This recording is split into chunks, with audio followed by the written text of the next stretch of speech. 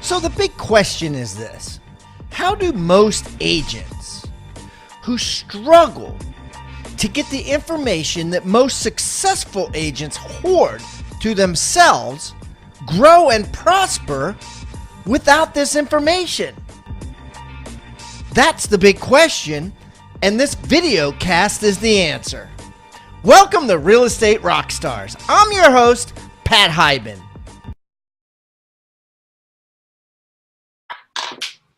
All right, guys, we have a great returning guest, and I always get excited about these interviews along with Kevin Kauffman because he is so up to date on what's happening in the real estate industry and what's happening around us, and conversations are always engaging. So without further ado, welcome back, Kevin Kauffman to Real Estate Rockstars. Hey, Pat, thanks a lot, man. Welcome. I'm glad to be back. I appreciate the welcome. Hey, Kevin, why don't you tell everybody about yourself so they get to know you better? Yeah, absolutely. So my name is Kevin, as you mentioned. So second appearance here on the show. Run a real estate team based in the Phoenix area, right out of Tempe, Arizona. We happen to sell real estate here in Phoenix and a couple other markets in Arizona, as well as Colorado and California and Tennessee, actually. And so we've been in business now for just over 11 years, kind of got our start in that short sale world, and then sort of worked our way through that and into this into a little bit of a different market, right? You and I were talking off camera before we started about how things are changing so quickly, and we certainly had to adapt quite a bit over the years. And so now just working hard to continue growing our sales team, as well as kind of dealing with all of the noise that's out there in the industry. So trying to get our fair share, or unfair share as it may be. Just recently changed brokerages after first 11 years of my career with KW, and having a lot of fun, man. Having a ton of fun competing, not really competing with the tech companies, but kind of competing next to the tech companies. And in fact, the room I'm sitting in right now, I had some of the really good guys from Opendoor here just 2 days ago. We were having a conversation about how we can work together better. And so, as you can tell, probably just by that, I'm interested in real estate sales and I'm interested in high tech. So I think that's probably why you and I get along. So okay, so let me slow you down a little bit here, and we're going to get into the nitty gritty of your business in a minute. But so first of all, you said, okay, so you were meeting with the guys at Opendoor in your market, and that had something to do with the room that you were sitting in. So tell me about that. Yeah, so we had the guys from Opendoor here in our office a couple of days ago to talk to us and some of our agents, both locally and around the country, and just telling us some of the stuff that they're doing and finding some ways that we can leverage some of their tools and actually leverage their ability to buy houses at a bigger level and really work with them. So they've got a kind of a premier agent or premier partner program that they've worked on, and they've graciously invited us into. And there's a way for us to sort of benefit each other. And so we've been talking to them about what that would look like. And we've certainly done a couple deals with them now over the last month or two. And so just kind of building a greater relationship with them and learning about their business and their strategy and the way they attack things. And it's been a lot of fun for me to be able to see how they've evolved as a company, even in the short 4 years they've been around. And so the way that you help them, obviously, is you sell their listings, you co-op with them, right? The way that they could help you is if you have a buyer, a seller that may want to get cash really fast, you can refer it to them and make money. Is that where you're going with that? Yeah, absolutely. So the way I look at it is it's a menu of options, right? And so if I'm a real estate agent, I'm going on a listing appointment. Obviously, one of the things I'm going to naturally talk about is the MLS and what kind of money can we get for the shape the home is in today. What could we get if they did a few things to make it a little bit nicer, make it sort of that top of the market appeal. But one of the other things I can add, and we've always had the ability to do this, is here's what an investor might bring today, right? Here's what, whether that's a local investor, somebody you know, maybe it's yourself as the real estate agent, maybe it's one of the We Buy Ugly Homes guys that you might know in your market, whatever. The reality is they're just another big buyer, and they've got $1 billion or so behind them. So they can essentially buy unlimited number of homes that fit their criteria. And so walking into appointments, we can go, hey, not only do we have these other options, but I'm also in a program and in a partnership with Opendoor. Here's what they would pay you today if you wanted to take it. Here's what that would look like. And how do you make money from that? They'll pay us for that. There's a referral fee, or what are they gonna? I mean, they can't have that much fat in the thing, right? I mean, there's not a full commission in it, is it? Oh no, it's a much smaller commission, reduced commission, but essentially it amounts to a referral fee, about 1%, and that is literally they take it from that point forward. Of course, you could also make money from a seller if you wanted, if they wanted representation through the transaction. Should they try that, or should they decide that's the best path for them? That's one of the things that they've worked on. But so that's something we can do to benefit them as well as benefit us. No marketing costs, etc. We can get them into their next home quicker with a little more flexibility, because they can have the money when they need it, don't have to go on contingency if we don't need to, can essentially have the home under contract today and close it anytime in the next 90 days. Yeah, and the thing is, they're going to close. I mean, you could make more money in a commission. Obviously, you could even double dip it if you throw it out there to investors, or throw it to a wholesaler list or whatever, and make a lot more, especially if you double dip it. But you don't know, you're not confident that that person's going to close, right? And, with Opendoor, they got so much money that if they say they're going to close, they're going to close. Yeah, that's one of the good things about them too. And what's really great is they'll allow the seller to back out up to the day of closing with no repercussions whatsoever, no fees. So they really are working. One thing I've known as I've gotten to know these guys over the last couple of years, and especially the last few months, is they really are working on the consumer experience. And so there's a lot of noise out there in our industry about what's happening with these tech startups, et cetera. But I think a lot of it starts ahead. Number one, there is a lot of money in commissions. We all know that. That's not a secret. But number two, there's a lot of room for a better consumer experience. And what I've gotten to know from spending time at their office and just spending time with these guys, getting to know their business better, is that's what they're after. They're after a better consumer experience, because they know if they can provide that on a mass scale, there's a lot of money to be made. Well, yeah. I mean, it's always going to be a better consumer experience when you don't have contingencies in a contract, right? I mean, so, that's where the nightmares come from, is all the, the appraisal and the home inspection and the termite and all that, right? You take all that out, and of course it's going to be a better consumer experience. So that's fascinating. Kevin, you think Opendoor, you think these companies similar to Opendoor that are buying mass properties like that, essentially large scale flippers, will have legs in a down market? They seem to think that they will. One thing I know is they've got a lot of data. They've purchased thousands of homes. You look at some of the other iBuyers. So let's Opendoor themselves. They've been buying homes in the Phoenix area for 4 years now. About 300-400 deals a month is what they're doing currently. And now they've gone outside of Phoenix. So I don't know what their total volume is, what they've done, but they've certainly learned a lot about their model. But I really look at the other iBuyers, like you've got Zillow, who launched recently, and we all know that they've got the biggest consumer brand, right, in our entire industry. And so I think that they know what they need to know, if it's possible to know it without sort of having that local relationship, right, that I have with my sellers, right, the people in my sphere of influence, my past clients. We know that. So like Realogy just launched their iBuyer program. I saw that on Inman. So Realogy launched an iBuyer program. Tell me about that, and break it down. Like, explain to somebody who doesn't know what the hell we're talking about. What's an iBuyer? Yeah, so I referenced We Buy Ugly Homes, right? So it's somebody who comes in, buys a home, fixes it up, and flips it. It's no different than that. The term iBuyer just came from the fact of it's companies who are using technology and data points to scale at a bigger bigger numbers. So the more homes they buy, theoretically, the smarter they get.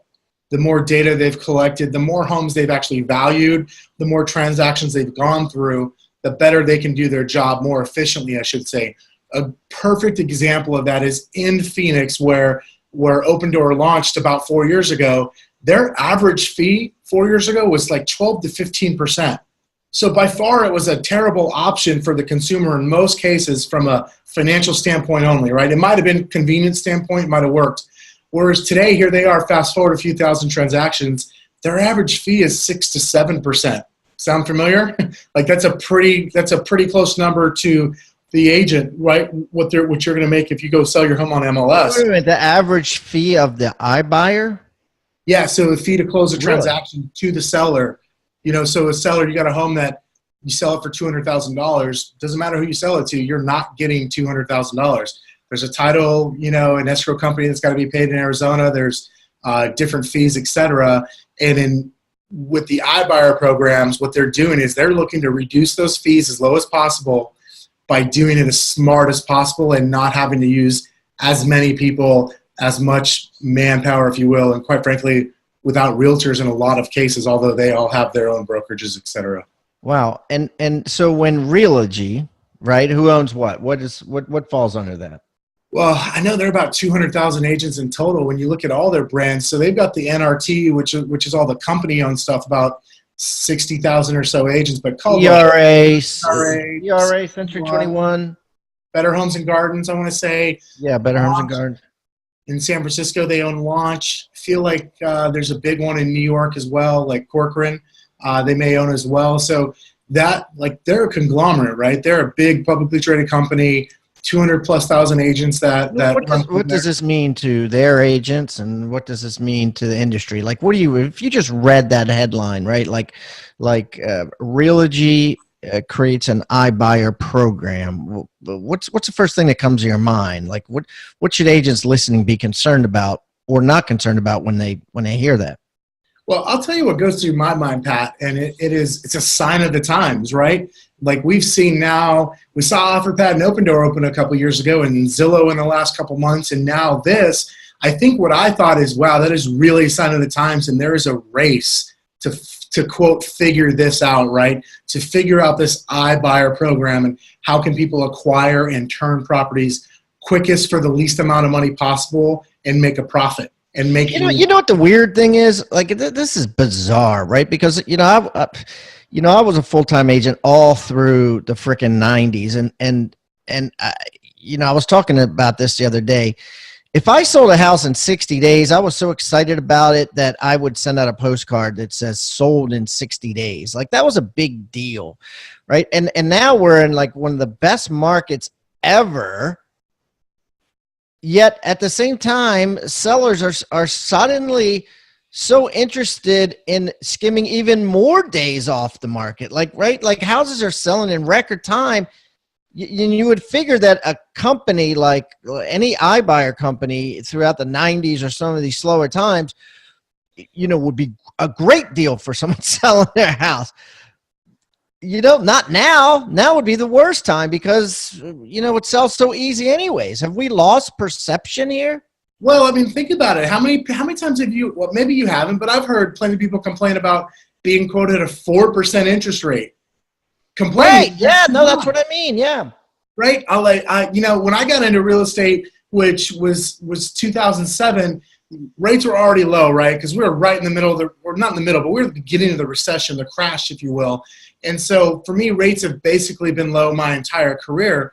But I remember the interest rates my mom paid on her mortgage when I was a kid growing up, and certainly what a lot of the agents who I've looked up to and been mentored by over the years, the stuff that when they came into the real estate industry, I remember it was a big deal when interest rates got under 10%. Now I know people that complain when they're quoted 4%. And I'm like, it's practically free money. So I do think expectations change over time. And so back to your original question, Pat, what I hear is it's a sign of the times. Things are changing. I better adjust if I'm going to keep making money in real estate. If I want to still have a real estate business, I better adjust. So listen, I'm not going to compete with the PayPal Mafia, right? I don't have $4 billion in my checkbook. But what I can do is I can make relationships with these guys. I can learn more about them and figure out, like, how do I make money in between what they're doing, right? How do I get in the grooves of where people aren't looking? Like, it makes me think of a guy. I've got a buddy named Nico who owns an insurance business, and his bread, and multi-millionaire, by the way, like big money. But he makes his money doing the policies that the big guys won't do. And so when I look at that, I go, what can I learn from a guy like that in that industry? What can I do in my industry? How can I still make money with Redfin doing what Redfin does, with Zillow doing what they do, and you know, all the other iBuyers, whoever else comes into the market and down the road? How can I play nice with them and still get my unfair share of the pie? So that's what I look at as an agent. Now, I think most agents go, you know, I run a Facebook group called Next Level Agents, Pat. It's got about 20,000, 23,000 agents in it. And I think there's a few people, not a few, there's a good portion of people that feel something similar to what I just expressed. But I do know there's also a good portion of the agents who feel, I'll say, threatened by it. They don't like it. And some of them aren't sure why they don't like it. They just think they shouldn't like it because they were told that.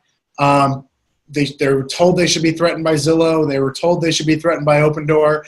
And the truth of the matter is things change, man.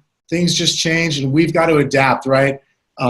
We've got to adapt or die, because that's what happens to industries. Brokers and team leaders, are you tired of seeing dwindling numbers at your monthly sales meetings? And I don't mean numbers as far as sales. I mean numbers as far as agents attending.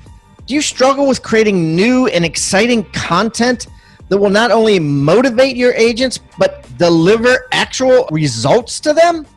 Do you want your agents using proven sales techniques that increase their commissions? We've got the answer for you. Rebus University is launching a Lunch and Learn series you can purchase to provide structure and content to your meetings. The series has 12 30-minute trainings taught by me and top producers from around the world, and specifically is designed to increase production for your agents. Plus, when you purchase these trainings, you will also receive significant discounts for the go-getters on your team or in your office who want more training and bigger results. So don't delay. Go to hibandigital.com/teams. That's hibandigital.com/teams, or call Catherine Brower today at 843-749-9900. That's 843-749-9900, and get started with your Rebus University Lunch and Learn.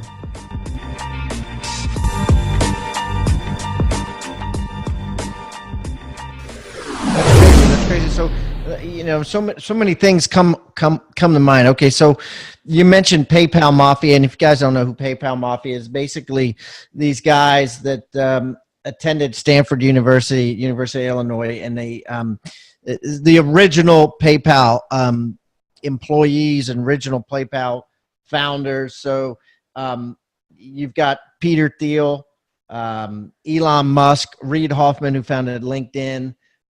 All these guys, you know, some of the things, yeah, Tesla, SpaceX,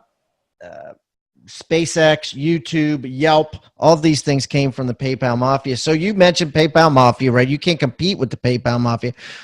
And that's top of mind because they've been getting into the real estate game recently. Talk to me about that. Yeah, so, you know, some of those guys that you just mentioned, they're invested, right? They are actually contributors into Opendoor. I'm guessing some of them are in Zillow as well. You know, one of the new startups I was talking to my buddy about, who is one of the top guys up for Zillow offers, was telling me about Bungalow. So Bungalow is this new startup where these guys are going out and they are essentially becoming the landlord. So they are leasing homes or apartments or whatever the case is from landlords or owners, and then they're subleasing to like 20-somethings on kind of an Airbnb model, if you will. So they're coming in. I thought, when I read it and when I first heard about it, I was like, these guys are just taking what Carlton Sheets did back in the 80s, and they've just put a couple $1 billion behind, in this case, $14 million behind it, and said, hey, let's go see if we can do this at scale. And let's see if we can make a lot of money. So they might go rent a property, I don't know, call it $2,000 a month, but they realize if that home was rented out for 30 days of the month, it might actually bring in $6,000 a month, right? So what if they could rent it out for 15 or 20 days a month? Could they bring in $3,000, right? And what's that difference? Where can I Right. make You money do it. that? They do it with Airbnb, and then they also do it with just with people that want to pay for the better. I know a guy that does this in Texas. He actually buys the houses and then rents it out by the bedroom. I personally have done it for years, but in a different concept of like college rentals, right? Where you like I have 4 properties in University of Maryland College Park, and I could rent the bedrooms out to compete with dorm room prices and get probably 3 times, at least 2 times the amount of rent that I would get if I just rented the house as a whole to a family, right? Yeah. So it's the same concept, but these guys are bungalow are basically doing it where, they'll go and rent, 10 apartments from an apartment complex that might be sitting vacant. And then they'll rent it per bedroom and organize it and have, systems set up for shared utilities and all that crap. And then take the spread on it. Right. Yeah. I mean, that's like Dolph DeRoof's 101, right? If you remember Dolph, like he's a guy that used to do a lot of teaching, and I've read some of his books and listened to some of his audios on investing. But I mean, that's how he got started.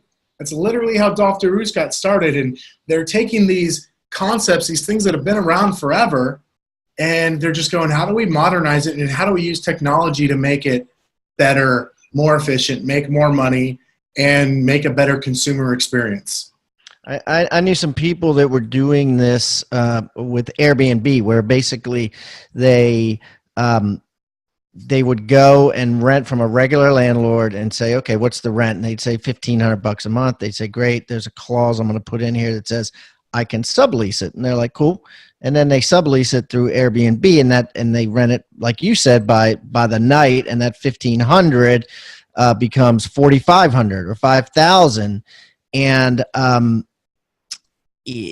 there's no risk. They don't have to buy a house to do this. They just have to rent a house. So their risk is only a year lease. What is that? That sounds like Uber to me. Like if you think about, like, it's the Uberization of real estate, right? That's what's happening. It's funny. I think about that, and there's a lot of tech. We hear the word tech, right? It's like it's a 4-letter word, tech, in our industry now. And because the Uberization of things have begun, and the reality is that's what they've done, is they've taken that Uber model and they've gone, hey, how can we apply this now, like right outside my office? Like if I just got up and walked over to this window, Pat, and I looked down at the street, there's like 4 scooters that I could take my iPhone out there and I could use my phone to start the scooter, and I could go use this electric scooter that goes 20 miles an hour to go to the store or go to my next appointment or whatever I want. And then I don't have to own that damn scooter. I can just leave it there. I can literally just leave it there and then turn around and then catch an Uber back, because maybe it's too hot, because I do live in Phoenix. Yeah, or the battery died, right? Yeah, no kidding. And that's a fascinating thing to watch, that whole concept of that bird and Lime, because they completely disrupted the bike share programs. I mean, there's people that had billions of dollars in the bike share programs, and then all of a sudden the scooters come out, and then it's amazing how lazy people are. They don't want to ride a bike, or it takes longer, or it's not as quick, or whatever, Well, those scooters are fun when you're on the beach, though. I got to tell you yeah, that. they're fun. I think they add that element. They have that element, right? They have the element of fun. No doubt about that. So it's kind of fun, man. I think it scares a lot of people, right? And the truth is, I guess it could be scary, but it's not like we can prevent it from happening. So why not embrace it, learn from it, and just become better ourselves? Yeah. What else? What else? What else is new, and we'll call it scary or different, or something that agents should be aware of in coming with tech, the 4-letter word tech? Yeah, I think at least so here in Phoenix, one of the companies I keep hearing about is Purplebricks. And they've now officially launched in Phoenix. I think I was just reading that they're launching some other city in the U.S. as well. Yeah, they got a guy from one of the top guys at Redfin, I think, that to take over their Florida region and to start running the Florida region. That's right. Yes, the guy from Redfin. So it's kind of funny. I think I know a buddy. He owns a franchise in London where Purplebricks has been forever, and he's just not concerned at all. They just haven't, in order for Purplebricks to hit their goals, I don't know that they're really going to affect me or you or any real estate agent listening to this podcast. I'm not sure that they're going to affect us. Are they going to? Why is that? Tell everybody what it is and tell me why you say that. Well, I say that because number one, there's a whole lot to go around. So obviously we're all in different markets, right? But I think of like the Phoenix area, there's 90,000 transactions that happen every year just in the greater Phoenix metro area. That's a lot of transactions. So there's a lot to be had. Now, I'm not saying it doesn't mean some people aren't going to get squeezed out, but I think the people that don't treat their profession like a profession are probably the ones that get squeezed out first, right? The ones that aren't great at being professional, aren't great at contracts, aren't great at staying in contact with their people. But Purplebricks is just another company. They're using tech. They're a lower price cost to the consumer. Their whole play is to let's have a better consumer experience and let's do it for less money than what your typical realtor is. And they believe they can go in and essentially buy up a bunch of market share that way. Now, I don't know all the ins and outs about Purplebricks, but it doesn't matter if we're talking about Compass, Purplebricks, or if we're talking about an iBuyer. The reality is there's a pie. It's a finite number. There's only so many deals to be had. And I think these companies are all going to go buy a certain percentage of those deals. Some of them are going to earn it. And it's up to us as real estate professionals to earn our deals too. And that might mean we have to work a little bit harder. We might need to love on our sphere a little bit more. As my buddy Jason Abrams says, the way to beat the computer is to just simply be more human. We may need to be more human and have more connection with our clients, more so than what we've had to do in the past to run our businesses at the level we run them. That's interesting. And I love that quote. I have to write that down. The way to beat the computers is to be more human. And 100% agree with that. Right. That's how, if you're an agent, here's the thing. I almost think like this, I guess there's going to be two differences. There's one thing, if you're a brokerage, it's a whole nother conversation. But if you're an agent, especially if you're an agent without a big team, I think it's easy for you to hyper focus on being more human and only worry about your business and how you're going to treat people and earning the same amount or if not more than you did the last year and whatever, right? But when you're talking about large companies, right, I think that companies like Purplebricks is a threat because they're going on two prongs, right? From what I understand about Purplebricks. The first is a discount, right? So they charge $3,600 flat fee. You put it on your credit card, and you don't pay a commission, right? So especially if you're $1 million house, your commission could be 20, 30, 40 grand, and here you're paying $3,600. The second thing is they basically have it set up so that the IT contacts the seller, right, direct without the agent, meaning simultaneously. So if you put an offer, and it's kind of like blockchain technology, you put the offer and it goes straight down the blockchain. The seller knows about it. All the agents know about it. The buyer knows about it. It's all, you can just watch it right there. So there's no agents kind of like standing in the way saying, I'm going to massage it this way, or I'm going to read it first and spend 24 hours reading it, or I'm going to do whatever, right? The agents can't get in the way. And I do like that about it. I do think that the consumers deserve to know just as fast as the agents know, and they always have, deserve to know, but they never have. So talk to me about that. What do you think? Yeah, it's funny. As you were saying that, it made me think of the realtor, and I'm sure this is none of our listeners here today, but it makes me think of the realtor who creates a problem in a transaction that never existed because the way they read something, or because they got by the cross sale agents, the way they said something or did, whatever. Like, people find a way to get their emotions involved. One of my good friends, he's a friend and a mentor to me, Matt Fedek, had said to me one time, is like, hey, listen, when I'm negotiating, I never say my buyer or my seller. I say the buyer and the seller. Because the minute I say mine, I'm now part of the, I've made myself emotionally part of the transaction, and I'm not. I'm there, you know, to help them through the transaction, not to make decisions for them. I'm there to advise them and to let them know about what's coming around the corner. And so when I hear you describe Purplebricks and cool stuff like blockchain technology, what I hear is a lot of that stuff probably goes away in a lot of ways, and it should, right? Let's be honest. That should go away. That kind of stuff should go away. We don't need people to create more problems and more drama than we already have in this transaction. I think the reason why they always talk about, you know, sellers get emotional because it's the biggest transaction of their life and buyers get emotional. Well, I think a lot of that is actually fed by the realtor themselves, because they've become emotional about it because they've got a paycheck attached to it.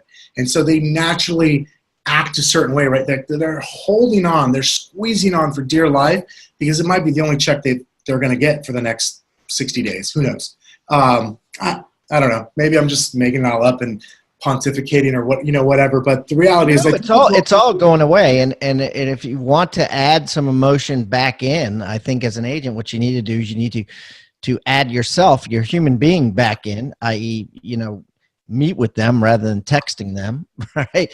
And same thing with sellers. I can see it, sellers and buyers. I can see it in the future. If you're a smart buyer and you really like a house, you should demand a meeting or demand that the seller actually be there, so that you can meet them, so that you can have an impression on them. Because otherwise, it's becoming more and more where you're just numbers. It's more like commercial real estate where they might not even see a name, you know, or whatever. You know, they're just going to tell me about the buyer. Well, how about tell me about the buyer's offer? You know, Yep. They're pre-approved. That's all you need to know.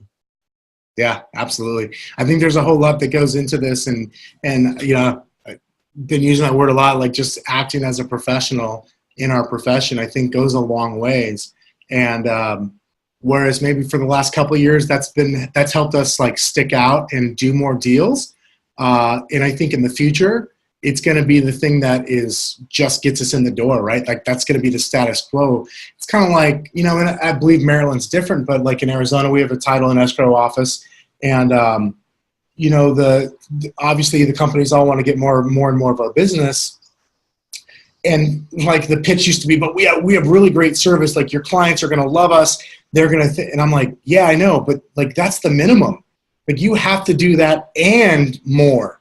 That's just so we can have a conversation, because if you ever make me look bad to a client, like we can't have another conversation about doing business together. So I think as professionals, our standard has to continue to raise too. Otherwise, we wouldn't be able to stay in the game. And I think that's what's happening. You know, I believe I'm always going to have a business. To what that business looks like in real estate, I think that can vary as we get further into the future. But I know that I'm always going to have one. What about technology as far as how it can benefit agents, right? Let's shift gears to that a little bit. Like what new apps or new software is intriguing to you? Oh man, there's a lot coming out there. You know, I'll tell you some of the stuff that I really like. So from a marketing standpoint, something that's made our life a lot easier for our company, and we've got a lot of hurdles, right? Because we operate in 4 different states, so we're in different MLSs. We used to be in different brokerages when we were at Keller Williams because we were in different different franchises. And so now one of the things that EXP had that we really liked is their marketing suite. So we've got this platform that we can use to generate marketing that, quite frankly, is higher quality than if we had somebody on staff. And we have had people on staff before for marketing. That's not something new for a real estate team, but it literally has reduced the need to even have somebody for marketing. It's plug and play at this point. You can create. Okay, wait a minute. Let me slow you down here a little bit, if you don't mind. Okay, so you had you were at Keller Williams, and you had an expansion. You were what they would call an expansion agent, right? You had 3 other offices in 3 different Keller Williams franchises, right? Yeah, a few more than 3, but yes. So different brokerages, different franchises, but all under the Keller Williams umbrella. Okay, and then recently you switched to EXP Real Estate, and do you still have those expand? And I don't know if expansion is a Keller Williams word or if it's just a general word, but do do you have expansion offices still?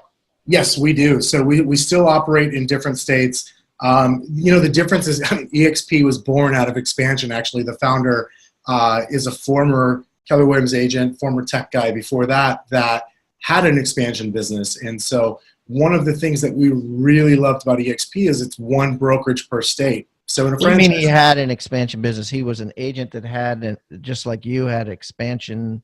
exactly. It was a team. He had a team. Yep. So he had a team in Washington where he's from. He had a team here in Phoenix. He had a team in California and I don't know, a couple other places. And he got hit in the downturn in 07, 08. And so in 09. This is Glenn Sanford. Yeah, Glenn. So okay, yeah, that's he's been on the show before. Yeah. So that's where EXP was born from. And, it's funny that one of the things I got when I first spoke to him was, gosh, this guy's solving or trying to solve the same problems we've been trying to solve. And what problem is that though? Right. Because what wasn't working before? And why is it like, what do you mean by that? So what I mean is, when a friend, okay, so, at McDonald's, and I don't eat McDonald's. I don't know if you do, but I do know one thing about McDonald's. The fries taste the same at all McDonald's. Yeah, they taste great, right? You shouldn't eat them, but they taste great. Yeah. That's what I hear. And so they taste the same everywhere. Whereas when you start talking about a real estate franchise, and this is not just Keller Williams, this is franchise period. When you have a franchise, you have different ownerships, which means when you start looking at real estate laws, that means you have different brokerages. And so you literally are in different brokerages, where that creates a problem if you're operating in more than one city. So this wouldn't apply if it was, let's say, I'm trying to think of not Long and Foster or something that's like, corporate owned. But when it's a franchisor and a franchisee, you're saying that the guy in Arizona is different than the girl in Las Vegas, right? Yeah. So different franchisee. I want you to think about the word toolbox. What is a toolbox? A toolbox is a box full of tools that you use to build something great. At Real Estate Rockstars, we've created our own free toolbox. So everybody that comes on the show as a guest brings a tool with them, and we plow them all into this toolbox, and we give it away for our viewing audience to basically use as they wish. Everything we put in there is an actionable item that can be downloaded, can be printed, can be used immediately. And we got things like scripts and dialogues, checklists for teams, checklists to keep agents accountable, referral forms that are filled out at settlement to get referrals by your buyers and sellers. Everything you can think of that you could use on a regular basis about real estate is included in this toolbox. And it's helping agents worldwide sell more houses and make their jobs a lot easier and processes much more efficient. And the thing is, it's absolutely free. All you got to do is go to hibandigital.com/toolbox or text the word toolbox to 444-999. That's toolbox 444-999. Do it now. Different fees, different rules, like literally how much I get charged on a monthly basis for being there, what the split is, what the cap structure is. They're different. So at one point, we're in 12 different Keller Williams offices with 12 different fees, 12 different fee plans, 12 different schedules, some of them with the same operating partner, but different ownership groups. And so we're playing by different rules everywhere. So it's really hard to scale, really hard for people to be treated exactly the same. Whereas at EXP, it's one umbrella because it is corporate owned, or in this case, publicly owned, and everybody gets treated the same way everywhere. So as an example, what's really common in brokerages, at least in a capping model like a KW, is to have a full cap for a rainmaker and a half cap or a reduced cap for the other team members, right? Well, if you walk inside 10 different Keller Williams offices, you're going to find 10 different team plans. Whereas at EXP, you find the same team plan. It doesn't matter if the team member is here in Phoenix, or if they're in Denver, or if they're in Yuma, Arizona, or if they're in Tucson, Arizona. And that's because it's a corporate deal, like Long and Foster, like maybe Berkshire Hathaway, I think. Anyways, No, that's not Berkshire. They're everybody's a franchisee now. It seems Most like, are. right? Most Yeah. are. Yeah, and I'm trying to think of who else wouldn't be. But um, okay, so So that's a and so it's just one mothership, and then everybody taps into that. But what do you guys do about office space and stuff? well, so I mean, this wasn't was that a one, big benefit to you? Was that you could have office space and not have to sign personally on a lease in all these different Keller Williams offices? was that a benefit? Yes. However, as an example here in Phoenix, we already owned a building that we operated out of. In our other markets, EXP happens to have a national agreement with Regis Office Center, so one of the CoWork Spaces where you can pop into for free and use at any time, or you can rent for them at a discount. So in some of our markets like Denver and Nashville, we happen to rent an office because we've got enough team members where we feel an office is necessary. That we rent office space from them. Same thing in San Luis Obispo, California, just not from Regis, just from some local guy that owns a building that rents to us. So that, I think that is potentially a benefit. But when I looked at the benefits of both companies and what they both outweighed it, or what they all came down to the bottom line, EXP just made more sense for us and where we're going with the growth of our company. And so, yeah, don't get me wrong, there's some give and take, but I also looked at that as an opportunity. Because I do believe, like to that exact question, Pat, a lot of people do want an office to work from. Not everybody. I'm the guy, I like to show up to an office every day and work, but I do recognize that not everybody does. But there are a portion of people that do. So I go, you know what?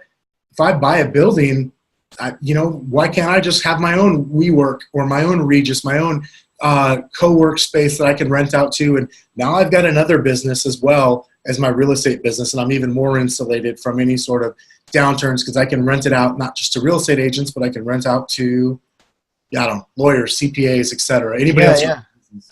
That's interesting. I was just in Tokyo, Japan, and they had Reworks, and I didn't know what the hell it was until I walked past one. And kind of cool, huh? One of the guys I was with saying, "Oh yeah, and so you could just have like a gym membership, sort of, and you could just show up there in Tokyo or Phoenix or wherever and just grab a desk." That's exactly what it's like. Yes, sir. That's pretty fascinating. And it works well. And like you said, there's always, it works. It could work for some and others not. But the younger you are, probably the more apt it is to work. I know with Rebus University, my company, and this podcast and Rockstars, I'm in my garage right now, and we have 9 employees now, and most of them I've never met physically. So it's a virtual world, man. It is going there. Now, there was some controversy recently because you'd spent 11 years at Keller Williams, and then you put out this video, and Inman got behind it and started promoting it. Tell me about that. Yeah, so there was a video. Gary Keller, who's been a mentor to me, and I know he has been to you as well. Somebody I care about deeply. He was on stage at the Inman event this July. And there was a lot of talk of EXP because EXP is just growing so fast, and it's grown at kind of unprecedented rates for our industry. And so there's been a lot of talk, and him and Brad were going back and forth. And one of the things that Gary said was, I wish the people, or he challenged some of the leadership at EXP who were former Keller Williams folks to give back their profit share if EXP was so great. And so I certainly don't consider myself an official part of the EXP leadership, but I do understand that I do take a leadership role in the real estate agent community. And so I just said, you know what? I was at KW for 11 years. I built a profit share tree, pretty good. Not bad, but I think I did pretty good with it. And so I looked at my business partner and we said, you know what? Let's donate it. I'm not going to give it back to Keller Williams. Gary made those rules. He's the one that said you get to keep it forever after 3 years. So I'm not giving it back to him. Which probably now it looks back that was probably a mistake. It should be. I mean, extremely generous. I mean, 3 years is not probably long enough. Not in our industry. Maybe 5 to 10. I mean, minimum, right? Yeah. And so anyways, it is what it is. Yeah. Yeah. So I just said, you know what? I'll honor his request, man. I love Gary. I truly do. I think he's off base here a little bit, but I'm going to honor his request, and I'm going to give it to charity. And so we said, hey, you know what? Going forward, because it's vested. I'm getting that profit share check on the 21st of every month for the rest of my life. but instead of pocketing it, I'm going to donate it to charity. And so I had a bunch of people just tell me their favorite charities, and we put them in a drawing, and once a month we draw a couple charities' names out, and whatever we got for profit share that month, we go and donate to those charities that get drawn out of the, we happen to use this little lamb. It's a little stuffed lamb. We draw the names of the charities out. You put that on video, right? And people picked up on it? Yeah, we sure did. So Inman got a hold of it, and they kind of sent an email and put it on their website and stuff. So why does Inman do that? Because it seems like to me, like deep down, and this might be a perception. Brad Inman and Gary could be best friends. They could go hunting together and stuff, for all I know. I got something in my Facebook feed the other day, and it says, Gary Keller refuses to sit down at Inman conference, right? And I'm thinking, oh, this must have happened like yesterday or something. I looked at it, it's like 9 months old, and Inman is paying money to put that out there. So what is it does Inman and Gary kind of have it out for each other, or is that just money making thing? Or what, I think that Brad and Gary secretly have respect for each other, but maybe just aren't the best of friends. And I'm speculating, pure speculation here, because the other thing I've noticed that Inman does is they also wrote another article with another headline about the exact same scenario that says Gary Keller stands up for real estate agents. So they took the same picture, two different headlines. It's kind of like if you watch CNN or Fox News when they're talking about politics, right? And so Inman's, I think, is playing both sides of that coin there, which is fine. It's their publication, their readers. They've certainly built up their community, and they can do that however they want. But I think there's some rub there. I think part of it has to do with Brad, and the people there at Inman don't necessarily understand the day-to-day of what it's really like for a lot of real estate agents, but they kind of like to sit around and talk about it and commentate on it. And I think also, whether you're inside Keller Williams or Realogy or Remax or EXP, like where I'm at, I think what happens is we tend to go, this is my bubble, right? And so everything happens this way, and this is the way I do things. One of the things that I learned, or I should say realized, when I started looking for a new home outside of Keller Williams, and I started talking to a lot of these companies that, quite frankly, I always thought were bad, I realized there's a lot of good companies out there in real estate, and I realized there is more than one way to skin the cat, if you will. And so I started to kind of take a peek around and go, you know what? There's a whole world out here, and not everything happens this way, the way I thought it happened. And so I think when you have those different paradigms, and they're clashing against each other, right? I think that's what you have with Gary and Brad. Yeah, it's fascinating, and who knows? Like, they could be best friends, or it could be just like you said, it's an A/B test, and they just and it is a publication. They do make money, and so as everybody does, nothing wrong with making money. I'm just saying that's how news medias work, right? If the people are clicking on the negative one versus the positive one, they're gonna run more the negative one, and so. But no, it's interesting. It's interesting. Where do you think the market's going, Kevin? Like, what's your prediction? You watch a lot of this stuff pretty. I dropped my crystal ball the other day in my garage. It flipping broke, and so I'm going off old news. But it's so funny because you look at some indicators and you go, it's still strong. I hear my friends in Seattle, and I see our team in Denver where inventory is starting to creep up a little bit. But then here in Phoenix, inventory is still getting smaller and smaller every day. Man, I have no idea what's going on. I think there's some things that make the economy look amazing. And then I'm listening to the Joe Rogan podcast the other day with, I'm going to forget his name right now. Yeah, Peter Schiff, and he thinks the world's coming to an end. He always does. Yeah, he's been saying that for the last 20 years, and you say that every year for 20 years, and you're gonna it's like the clock is always right.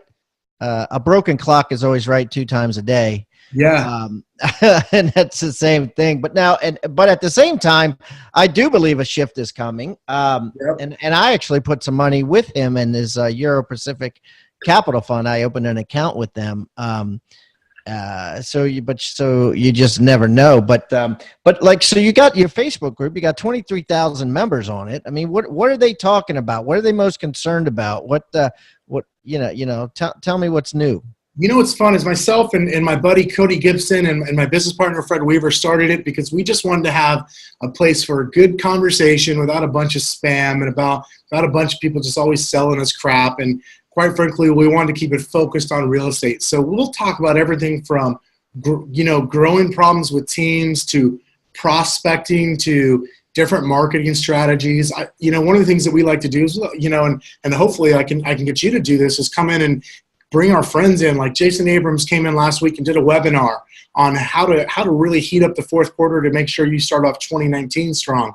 So we'll bring in our friends and our relationships to teach us, right? Because we all want to get better. And so the whole group is built around a community of real estate agents just looking to get better. And the conversations vary from, it could be an iBuyer we talked about today, but it might be, quite frankly, for sale signs tomorrow. And the next day it might be hiring agents and training agents and onboarding agents onto your team. We try to keep the broker talk to a minimum because it's a no soliciting group. But certainly we have conversations on there about, the different brokerages. I feel like it had at one point earlier this year, and I was still at Keller Williams, was being accused of, shutting out everything non-Keller Williams, when in the reality I was in the process of leaving. But the reality is it was like all KW versus EXP. And we don't ever want it to be a this company versus that company thing, but we do want to have conversations about what's going on, because at the end of the day, just like for the consumers, for the real estate agents, this is a people business here, right? And it doesn't matter what company I'm at, Pat, and it doesn't matter what company you're at. You and I have the right to have our relationship and be friends and help each other in business the way we want. And that's really the basis of this group and why we started it and why we continue to push it. And in fact, the minute we hang up here, I'm going in there to do a Facebook Live with a good buddy of mine, Reed Moore, who you might know, who runs a really great expansion business, and going to pick his brain and share with the agents in that group what Reed has to share. Yeah, that's awesome. Well, I'm going to make sure that I put a link to it on your show notes. And since this is the second time you're on, I'm going to put it hybendigital.com, Kevin Kauffman, the number 2, and that's Kauffman. Let's talk about your free gift, Kevin. What's your free gift that you're bringing today? Yeah, so today I brought the growth path. So one of the things that I've done is I've hired and trained a lot of new real estate agents in my time. And so one of the things that it's one thing when an agent doesn't do the activities, but it's another thing when you're doing the activities every day. And I'll never forget what this was like for me in 2007 and early 2008. I'm doing the right activities every day, but I'm still not seeing the end result that I want, that lag measure, that closing in our case. And so what I talked about, we kind of just drew something out. It's a diagram we give to every team member on our team. And it talks about, hey, you go from, oh, I'm making phone calls, I can't even get people on the phone, to people are finally talking to me, to people are agreeing to meet with me, but they're not showing up, to people are showing up, they're agreeing to work with me, but they're never getting in the car, to all the way through now I'm getting people consistently in their closing. And the reason why we created this is a visual reminder of, guys, this is a journey and it's a process. It's not like, hey, I got a real estate license and I started making phone calls tomorrow, and so I'm going to cash a check in 2 weeks. It's not how it works. This is a process. And so it's a graphic that we created for our agents and our side of our company, the Group 4610 Network, that I thought maybe some folks might resonate with some folks who either have teams or might be a new agent themselves. And so it's a graphic that kind of just walks you through many different facets of challenges that you're. Yep. So the challenges that you face in getting your business going. That's cool. That's cool. Well, I'm excited to see that myself. And so guys, I'm going to put that hybendigital.com/Kevin Kauffman, the number 2, and the name of the Facebook group one more time, Kevin, is what? Next Level Agents. Guys, definitely join Next Level Agents. It's free. That's the amazing part about not only these podcasts, but also these Facebook groups, getting a couple of them that just have a lot of activity and are talking back and forth. And it's amazing the amount of stuff you can pick up. And I'm going to put Kevin's free gift in our agent success toolbox as well, which will be found at hybendigital.com/toolbox, or you can text the word toolbox to 444-999. Kevin, this has been a blast, buddy. If I am in Tempe, Arizona, or surrounding areas, I will definitely look you up, and you're welcome back anytime. Thanks, man. I appreciate it. Let's anytime you want to have a conversation, I'm up. So whether that's on we're getting recorded or just you and I just shooting the breeze, let's do it, Pat. I appreciate your time. You know something that we ought to do, Kevin, to be honest with you. I mean, so we're a broker agnostic podcast. Obviously, we've had just as many Remax agents and Keller Williams agents, and we've had, Glenn Sanford was on. Jason, your CEO, was it Hornig? On from EXP. You've been on several times. Berkshire Hathaway. Everybody's been on. I mean, I've had tons of, and. It'd be interesting. It would be kind of controversial, but interesting is if we did a forum, like even if I got, I don't know who we would get, if we get old companies or a couple of the new companies. It might be interesting to get a couple of the new companies, get you on. And I mean, you could go Keller Williams EXP, but that might even be not even fun. You might want to do, anyways, my point is, what if you got a point counterpoint with 2 or 3 agents from brokerages, different brokerages? What do you think about that? I think that'd be really cool. Let's do it. Let's get I certainly know a few people at all those different companies as well. I bet we can get a few people together to have a pointed but friendly conversation about the differences in the companies. And I think there is a lot of energy out there around the changing of the guards and kind of what they call broker wars. And I think it'd be cool to discuss. So let's do it, man. You can count me in. I like that name, broker wars. Fascinating. But at the end of the day, we like, I like your attitude with it too. It's like we could all learn from each other. And that's why you had Opendoor. That's why you became friends with Opendoor. And, I like that attitude. But at the same time, I think there's lots of, interesting conversation to be had. So let's do it. I'll definitely reach out to you, buddy, and listen, best of luck with everything, and I'll be talking to you soon. Thanks, Pat. I appreciate it, man. We'll talk to you soon. Thank you so much for tuning in to Real Estate Rockstars. If this free content is giving you a ton of value, I want to ask a small favor in return. I need you to pull out your pointing finger and hit the subscribe button. Yes, hit subscribe, please. The more subscribers that we get on Real Estate Rockstars, the better guests are attracted to the shows. We'll get more guests from the top companies, from the top teams, and even more celebrity guests like Robert Kiyosaki and Barbara Corcoran. Also, if you're not a member of our free Facebook group, go to Real Estate Rockstars Radio right on Facebook and join the conversation. I'm on there myself on FaceTime Lives, and we have a lot of communications and questions about the show, and I'd love to see you there. And it's free. People ask me all the time, where am I on social media? I'm real easy to find. Just type in my name. My IG is I am Pat Hyben.